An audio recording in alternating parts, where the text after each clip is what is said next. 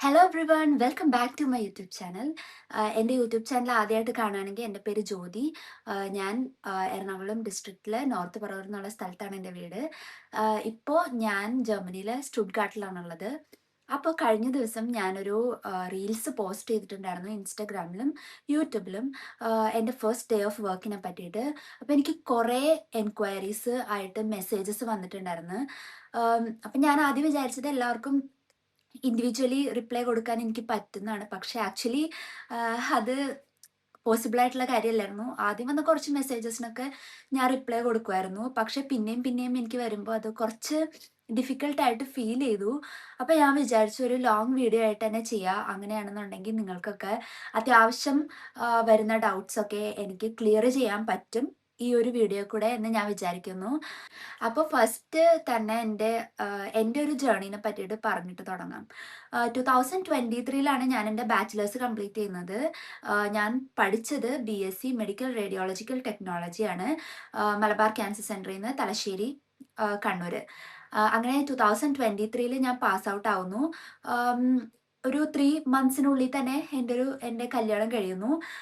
അപ്പോൾ എൻ്റെ husband already ഇവിടെ ജർമ്മനിയിൽ മാസ്റ്റേഴ്സ് ചെയ്തുകൊണ്ടിരിക്കുകയാണ് ആ സമയത്ത്. അപ്പം ഞങ്ങൾ ഓൾറെഡി പ്ലാൻഡ് ആണ് ഞാൻ ഇങ്ങോട്ടേക്ക് വരാൻ വേണ്ടിയിട്ട്. പക്ഷേ ആ സമയത്ത് ഏറ്റവും കൂടുതൽ നമ്മൾ ബുദ്ധിമുട്ടിയിരുന്നത് എന്താ വെച്ച് കഴിഞ്ഞാൽ, നമുക്ക് എന്താണ് പ്രൊസീജിയേഴ്സ്, ഞാൻ പഠിച്ച ഈ ഒരു കോഴ്സ് വെച്ച് എനിക്ക് വർക്ക് ചെയ്യാൻ വേണ്ടിയിട്ട് എന്താണ് ഞാൻ ചെയ്യേണ്ടത്, എന്തൊക്കെയാണ് എൻ്റെ പ്രൊസീജിയേഴ്സ് എന്നുള്ളതിനെ പറ്റിയിട്ട് ഒരു കാര്യം എനിക്കറിയില്ല, ആരെയും അറിയില്ല. ആരെങ്കിലും ഇവിടെ വർക്ക് ചെയ്യുന്നുണ്ടോ, അതായത് മലയാളികൾ, ഒന്നും എനിക്കറിയില്ല. അപ്പോൾ ഞങ്ങൾ അത്യാവശ്യം ഏജൻസീനെയൊക്കെ കോണ്ടാക്ട് ചെയ്തിട്ടുണ്ടായിരുന്നു. അപ്പോൾ അവർ 4 ലക്ഷം അങ്ങനെയൊക്കെ അവർ പറഞ്ഞു. പക്ഷേ നമുക്ക് ആ സമയത്ത് മനസ്സിലായ കാര്യം എന്താ വെച്ച് കഴിഞ്ഞാൽ, B2 ജർമ്മൻ ലാംഗ്വേജ് മാൻഡേറ്ററി ആണ്. അപ്പം എന്തായാലും നമുക്ക് B2 കംപ്ലീറ്റ് ചെയ്താലേ വർക്ക് ചെയ്യാൻ വേണ്ടി പറ്റുള്ളൂ. അപ്പോൾ അങ്ങനെയാണെന്നുണ്ടെങ്കിൽ നമുക്ക് നാട്ടിൽ നിന്ന് ജർമ്മൻ പഠിക്കാം. അങ്ങനെ ഞാൻ 2023 ഡിസംബർ ഒക്കെ ആയപ്പോഴേക്കും ഞാൻ ലാംഗ്വേജ് പഠിക്കാൻ വേണ്ടിയിട്ട് ഒരു ഇൻസ്റ്റിറ്റ്യൂട്ടിൽ ജോയിൻ ചെയ്യുന്നു.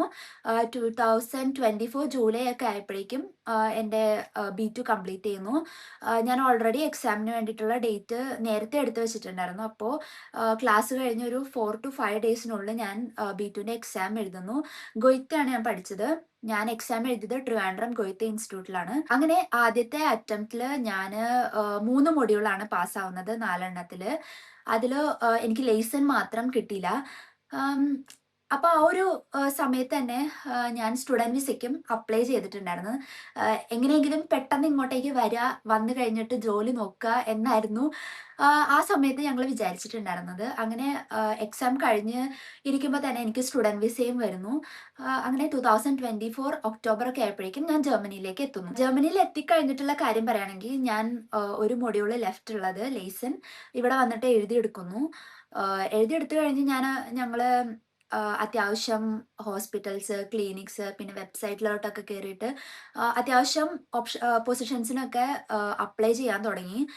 പക്ഷേ അത്യാവശ്യം ഇൻ്റർവ്യൂ വരുന്നുണ്ട്. ഇൻ്റർവ്യൂ അറ്റൻഡ് ചെയ്തിട്ട് അവർ ഓക്കെ പറയുന്നുണ്ട്. പക്ഷേ അവർ ഫർദർ പ്രൊസീജിയേഴ്സ് ചെയ്യാൻ വേണ്ടിയിട്ടുള്ള കാര്യങ്ങളൊന്നും നടക്കുന്നില്ല. അപ്പം എനിക്ക് മനസ്സിലായ ഒരു കാര്യം എന്താ വെച്ച് കഴിഞ്ഞാൽ, നമ്മൾ നാട്ടിൽ നിന്ന് ബാച്ചിലേഴ്സ് അല്ലെങ്കിൽ നമ്മുടെ കോഴ്സ് കംപ്ലീറ്റ് ചെയ്തിട്ട് ഇങ്ങോട്ടേക്ക് വരുന്ന സമയത്ത് നമ്മൾ ഇവിടെ റെക്കഗ്നിഷൻ ചെയ്യണം. അതായത് നമ്മുടെ കോഴ്സ് ഇവിടെ റെക്കഗ്നൈസ്ഡ് ആവണം. അങ്ങനെ ചെയ്താലേ നമുക്ക് ഫുള്ളി റെക്കഗ്നൈസ്ഡ് ആയിട്ട് വർക്ക് ചെയ്യാൻ വേണ്ടിയിട്ട് പറ്റുള്ളൂ. അതിന് കുറച്ച് പ്രൊസീജിയേഴ്സ് ഉണ്ട്.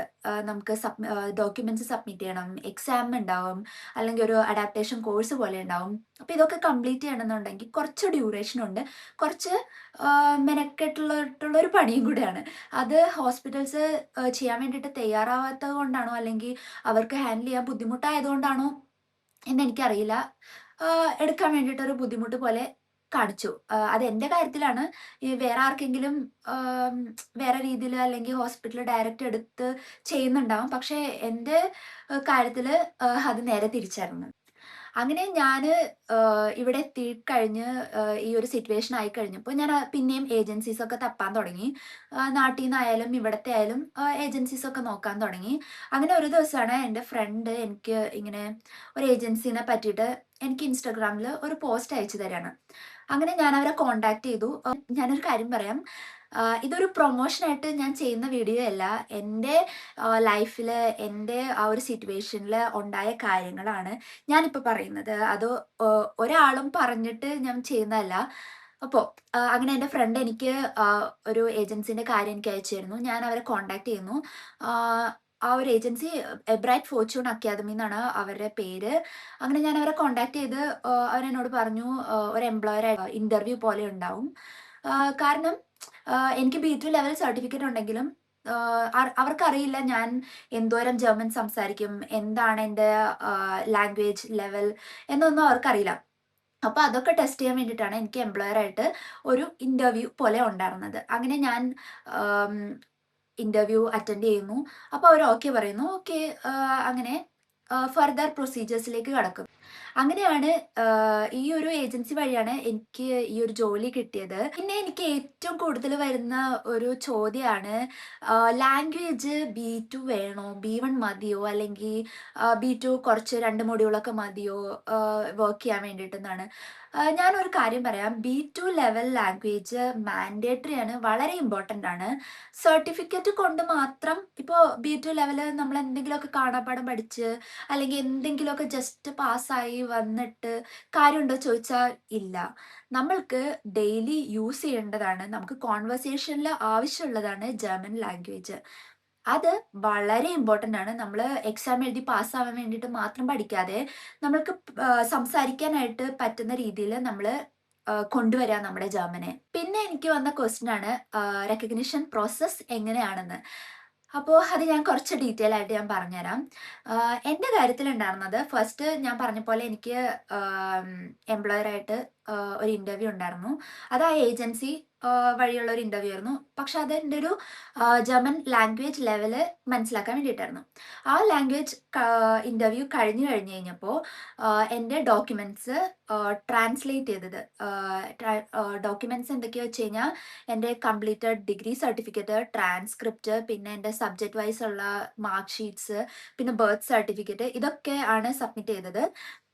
സബ്മിറ്റ് ചെയ്യുന്നത് നമ്മൾ എവിടെയാണോ വർക്ക് ചെയ്യാൻ വേണ്ടിയിട്ട് പോകുന്നത് അവിടുത്തെ കൗൺസിലാണ് നമ്മൾ റെക്കഗ്നിഷന് വേണ്ടിയിട്ട് സബ്മിറ്റ് ചെയ്യുന്നത്. ഞാനിവിടെ ബാഡൻ വുട്ടംബർഗ് എന്ന് പറഞ്ഞിട്ടുള്ള സ്റ്റേറ്റിലാണുള്ളത്, സ്റ്റുട്ട്ഗാർട്ടിൽ. അപ്പോൾ ഇവിടുത്തെ കൗൺസിൽ വരുന്നത് സ്റ്റുട്ട്ഗാർട്ട് കൗൺസിലാണ്. അപ്പോൾ ഇവിടുത്തെ സ്റ്റുട്ട്ഗാർട്ട് കൗൺസിലാണ് എൻ്റെ ഡോക്യുമെന്റ്സ് ഒക്കെ സബ്മിറ്റ് ചെയ്തത്. ഡോക്യുമെന്റ്സ് ഒക്കെ സബ്മിറ്റ് ചെയ്ത് ഒരു 3 to 4 months എടുത്തു കഴിയുമ്പോഴാണ് നമുക്ക് ആ ഒരു കൗൺസിലിൽ നിന്ന് ഡെഫിസിറ്റ് ബെഷൈഡ് കിട്ടുന്നത്. എന്ന് വെച്ച് കഴിഞ്ഞാൽ ഒരു ഡെഫിസിറ്റ് നോട്ടീസ്, നമ്മൾ നാട്ടിൽ നിന്ന് പഠിച്ച നമ്മുടെ കോഴ്സും ഇവിടുത്തെ ഹൗസ് ബിൽഡിങ്ങും തമ്മിൽ സിമിലർ ആക്കാൻ വേണ്ടിയിട്ട് നമ്മൾ എന്താണ് ഇവിടെ ചെയ്യേണ്ടത്, അതായത് ഒരു അഡാപ്റ്റേഷൻ പോലെ. അത് 2 ടൈപ്പാണ് ഉള്ളത്. ഒന്നാമത്തത് കെന്റിനിസ് പ്രൂഫും, അതിനെ പറയുന്നത് നോളജ് എക്സാം. അടുത്തതാണ് അൻപാസും ലെയർഗാൻ അല്ലെങ്കിൽ ഒരു അഡാപ്റ്റേഷൻ കോഴ്സ്. ഇതിലേതെങ്കിലുമാണ് നമ്മൾ ചെയ്യേണ്ടി വരിക. ഒന്നില്ലെങ്കിൽ ആ ഒരു നമുക്ക് കിട്ടുന്ന ഡെഫിസിറ്റ് ബെഷൈഡിൽ ഓൾറെഡി അവർ എഴുതിയിട്ടുണ്ടാവും നമ്മൾ എന്താ ചെയ്യേണ്ടതെന്ന്. അല്ലാന്നുണ്ടെങ്കിൽ നമുക്ക് ചൂസ് ചെയ്യാനുള്ള ഓപ്ഷൻ ഉണ്ടാവും. എൻ്റെ ഒരു കേസിൽ എനിക്ക് ചൂസ് ചെയ്യാനുള്ള ഓപ്ഷൻ ഉണ്ടായിരുന്നു. ഞാൻ കെന്റിനിസ് പ്രൂഫും ചൂസ് ചെയ്തത്. പിന്നെ ഇതിന്റെ ഡിഫറൻസ് ഞാൻ ചെറുതായിട്ട് ഒന്ന് പറഞ്ഞുതരാം. 2 തമ്മിലുള്ള ഡിഫറൻസ് എനിക്കറിയാവുന്ന ഒരു ഇത് വെച്ചിട്ടാണ് ഞാൻ പറയുന്നത്. അത് മാത്രമല്ല, ഞാൻ ഈ ഒരു വീഡിയോ എടുക്കുന്നതുകൊണ്ട് അത്യാവശ്യം ഞാനൊന്ന് റിസർച്ച് ചെയ്തിട്ടുണ്ടായിരുന്നു. അതേപോലെ തന്നെ എൻ്റെ ഏജൻസി എന്നെ ഹാൻഡിൽ ചെയ്യുന്ന ഒരു ആളുണ്ട്. ആ ആളുടെ അടുത്തും ഞാൻ സംസാരിച്ചിട്ടാണ് ഞാൻ ഈ ഒരു വീഡിയോയിൽ പറയുന്നത്.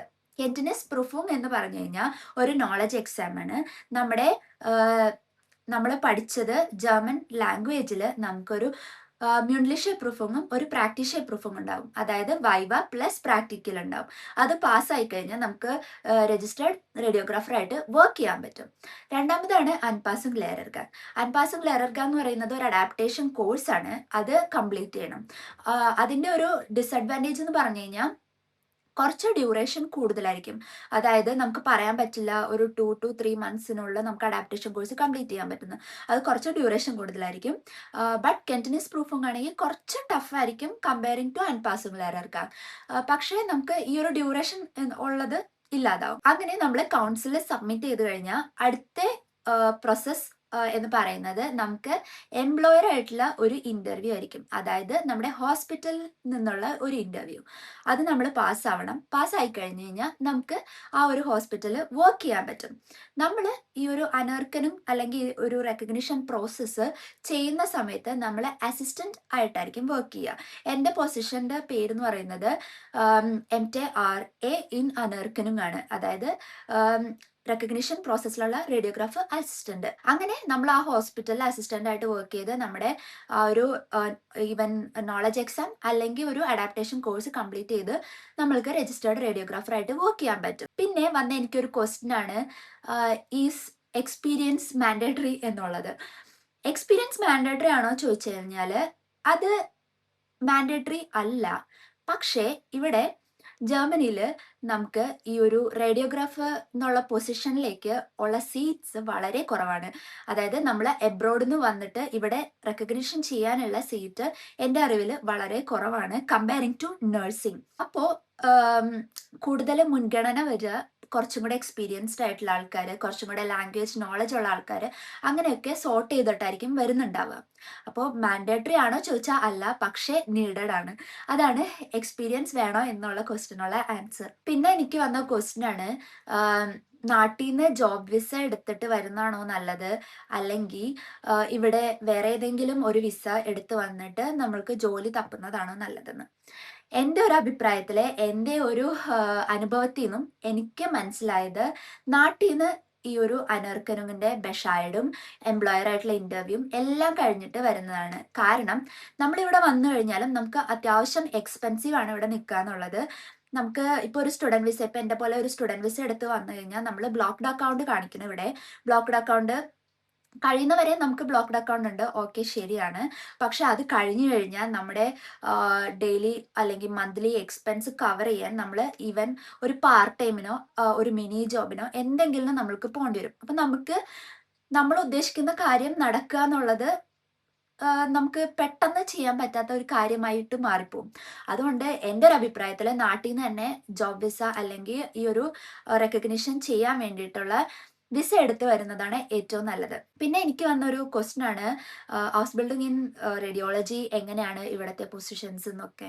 അപ്പം ഞാൻ പറയാം, ഞാൻ നേരത്തെ പറഞ്ഞ പോലെ തന്നെ എന്നെ ഗൈഡ് ചെയ്യുന്ന ഒരാളുണ്ട്. ആ ആളുടെ അടുത്ത് ഞാൻ സംസാരിച്ചപ്പോൾ എനിക്ക് കിട്ടിയ ഒരു അറിവ് എന്ന് പറഞ്ഞത്, നാട്ടിൽ നിന്ന് അല്ലെങ്കിൽ പുറത്തുനിന്ന് ഈ ഒരു ഹൗസ് ബിൽഡിങ്ങിന്, അതായത് റേഡിയോളജി റിലേറ്റഡ് കോഴ്സിന് എടുക്കുന്ന എംപ്ലോയേഴ്സിന്റെ നമ്പർ വളരെ കുറവാണ്.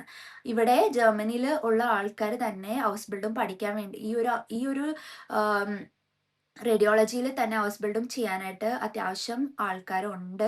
അതുകൊണ്ട് പുറത്തുനിന്ന് എടുക്കുന്ന ഒരു പൊസിഷൻസിന്റെ നമ്പർ വളരെ കുറവായിട്ടാണ് എനിക്കറിയാൻ വേണ്ടിയിട്ട് പറ്റിയത്. പിന്നെ വന്നിട്ടുള്ള ക്വസ്റ്റ്യൻ ആണ്, സാലറി എക്സ്പെക്ടേഷൻ ഒക്കെ എങ്ങനെയായിരിക്കും എന്നുള്ളത്.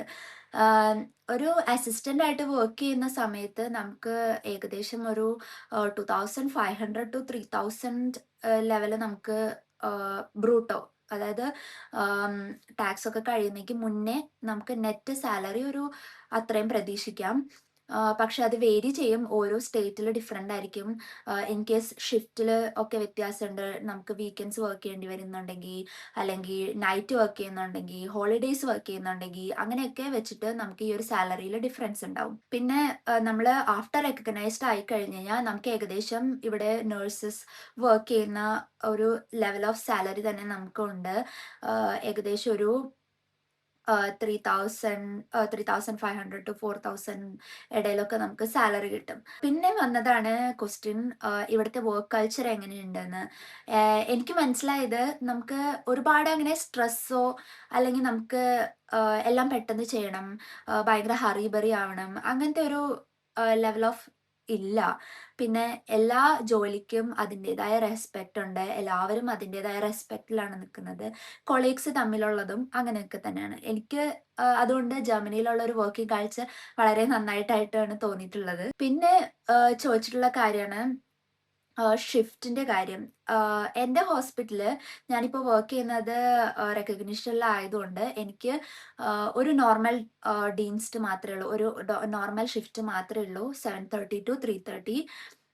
എനിക്ക് വേറെ എക്സ്ട്രാ ഷിഫ്റ്റ് ഒന്നും എടുക്കേണ്ട ആവശ്യമില്ല. കാരണം ഞാനിപ്പോൾ ഗൈഡഡ് ആയിട്ടാണ് നിൽക്കുന്നത്.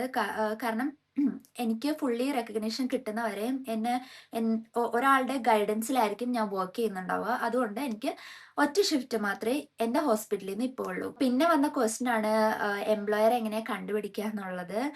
ആം, ഞാനിവിടെ വന്നിട്ട് എംപ്ലോയറെ തപ്പിയത് ഞാൻ നേരത്തെ പറഞ്ഞ പോലെ തന്നെ ഇൻഡീഡ് വഴിയും ലിങ്ക്ഡിൻ വഴി അങ്ങനെയൊക്കെയാണ്. പക്ഷേ എനിക്ക് കിട്ടാൻ ഭയങ്കര ബുദ്ധിമുട്ടായിട്ടാണ് തോന്നിയത്. അതുകൊണ്ട് തന്നെയാണ് ഈ ഒരു ഏജൻസി ഹെൽപ്പ് ചെയ്തത്. ആം, പിന്നെ നിങ്ങൾക്ക് ഒറ്റയ്ക്ക് ശ്രമിക്കാൻ ആഗ്രഹം ഉണ്ടെന്നുണ്ടെങ്കിൽ നിങ്ങൾക്ക് ലിങ്ക്ഡിൻ വഴി ഇൻഡീഡ് വഴിയൊക്കെ ജോബ് സെർച്ച് ചെയ്യാവുന്നതാണ്. കുറേ ഹോസ്പിറ്റൽസ് ഒക്കെ എടുക്കും, പൊസിഷൻസ് ഒക്കെ ഇടുന്നുണ്ട്. അപ്പോൾ ട്രൈ ചെയ്ത് നോക്കാൻ വേണ്ടിയിട്ട് ഈ ഒരു പ്ലാറ്റ്ഫോംസ് ഒക്കെ യൂസ് ചെയ്യാൻ പറ്റും. പിന്നെ എനിക്ക് വന്ന ഒരു ക്വസ്റ്റ്യൻ ആണ്, ലാംഗ്വേജ് പഠിച്ചാൽ ജോലി ഷുവറായിട്ടും കിട്ടുമോ, അല്ലെങ്കിൽ 1 ഇയർ വെറുതെ ലാംഗ്വേജ് പഠിച്ച് വെറുതെ സമയം കളയുന്നതായി പോവോ എന്നൊക്കെ. അതിനുള്ള ആൻസർ എന്ന് പറഞ്ഞു കഴിഞ്ഞാൽ, ഞാൻ നേരത്തെ പറഞ്ഞ പോലെ തന്നെ നിങ്ങളുടെ ഒരു പ്രാക്ടിക്കൽ അല്ലെങ്കിൽ ഒരു ജർമ്മൻ പ്രാക്ടീസ്, ജർമ്മൻ യൂസ് ചെയ്യാൻ പറ്റുന്ന ഒരു ലെവൽ അനുസരിച്ചിരിക്കും. അതേപോലെ തന്നെ ഇവിടെ പൊസിഷൻസ് ഓപ്പൺ ആവുന്നതനുസരിച്ചിരിക്കും. ചിലപ്പോൾ നിങ്ങൾക്ക് കുറച്ച് സമയം വെയിറ്റ് ചെയ്യേണ്ടി വരും. കാരണം പൊസിഷൻസ് വരുന്നത് പെട്ടെന്ന്, അതായത് കമ്പയറിങ് ടു നഴ്സിംഗ് പൊസിഷൻസ് വരുന്നത് കുറവായിരിക്കും. ഞാനൊരു നെഗറ്റീവായിട്ട് പറയല്ല. എന്നാലും നമ്മൾ പോസിറ്റീവും നെഗറ്റീവ് സൈഡ്സും നോക്കണമല്ലോ. ഇൻ കേസ് ഇപ്പോൾ ഞാൻ വന്ന് പറയുകയാണെങ്കിൽ നിങ്ങളെല്ലാവരും ജർമ്മൻ പഠിക്കൂ, ഇങ്ങോട്ടേക്ക് വരൂ, ഇവിടെ കുറേ പൊസിഷൻസ് ഉണ്ട്, അങ്ങനെയൊക്കെ പറയുന്നതിൽ കാര്യമില്ല. നമ്മൾ യാഥാർത്ഥ്യം മറച്ചു വെച്ചിട്ട് സംസാരിക്കുന്ന ഒരു കാര്യമില്ല. അപ്പോൾ എനിക്ക് എൻ്റെ ഒരു ഇതിൽ മനസ്സിലായ കാര്യങ്ങളാണ് ഞാൻ നിങ്ങളിൽ ഷെയർ ചെയ്യാൻ വേണ്ടിയിട്ട് ഉദ്ദേശിച്ചത്. എനിക്ക് തോന്നുന്നു ഈ ഒരു വീഡിയോ കുറേ പേർക്ക് ഉപകാരപ്പെടുമെന്ന്. ഇനിയും നിങ്ങൾക്ക് സംശയങ്ങളോ എന്തെങ്കിലും ഉണ്ടെങ്കിൽ കമൻ്റ് ഇടുക, അല്ലെങ്കിൽ എനിക്ക് മെസ്സേജ് അയക്കുക. ഇനി ഫർദർ കുറേ ക്വസ്റ്റ്യൻസ് വരികയാണെന്നുണ്ടെങ്കിൽ വീണ്ടും ഞാൻ വേറെ വീഡിയോ ആയിട്ട് വരാം. അപ്പോൾ അത്രയേ ഉള്ളൂ. Thank you so much for watching. നിങ്ങൾക്ക് ഈ ഒരു വീഡിയോ ഇഷ്ടമാവുകയാണെങ്കിൽ ലൈക്ക് ചെയ്യുക. പിന്നെ വേറെ ഫ്രണ്ട്സ് നിങ്ങൾക്ക് ഉപകാരപ്പെടുമെന്ന് തോന്നുന്നവർക്കൊക്കെ ഷെയർ ചെയ്യുക, സബ്സ്ക്രൈബ് ചെയ്യുക. അപ്പോൾ അത്രയേ ഉള്ളൂ ഗൈസ്. ബൈ.